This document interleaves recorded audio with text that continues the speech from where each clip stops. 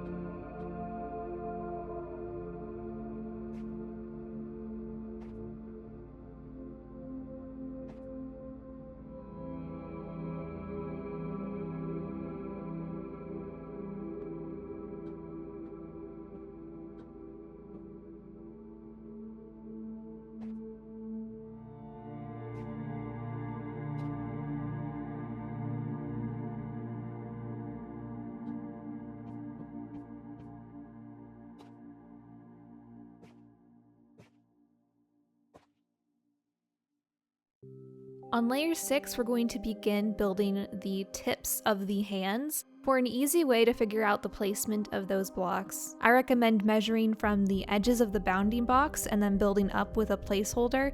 That seemed to be the easiest way for me to get those started. As you continue to build up from this point, make sure that you're touching each leg and each arm with each layer until they all connect. Mentally check off each of the 4 areas as you complete them so you know you won't be missing anything before continuing on.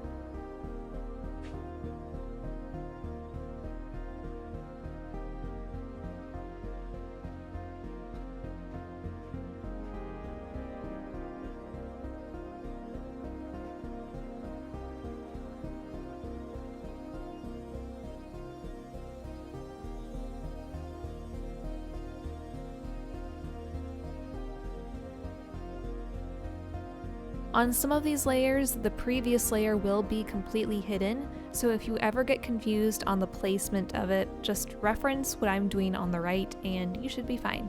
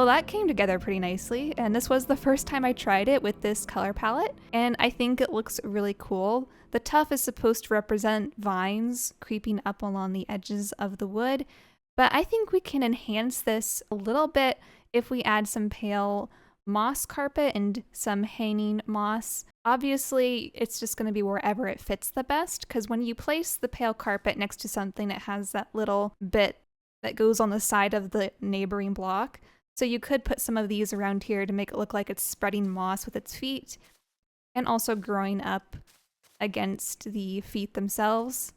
And we could put some of this up here even. I'm just trying to find a spot that would need it, like right there. Any place that looks like it could use some moss on the sides of the block.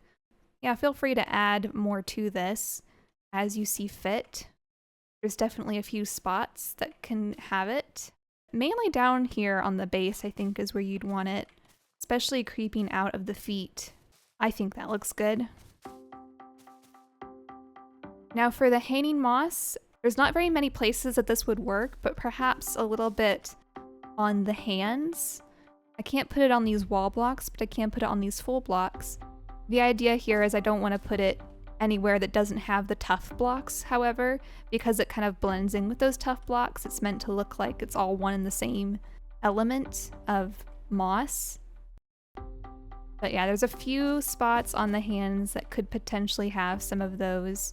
If you wanted to remove some of these stairs and add some extra moss, you could do that also. Apparently I didn't leave as many openings for the moss as I thought I did. But yeah, if you can find any opening or make some openings for more moss, that would be a nice little addition. Yeah, just feel free to adjust it however you see fit.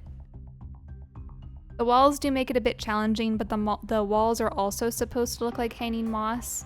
There's a good spot right there. Feel free to modify this to your heart's content. Another thing that you could modify if you wanted to is replace these fences with tuff walls, because that really is the color that they should be.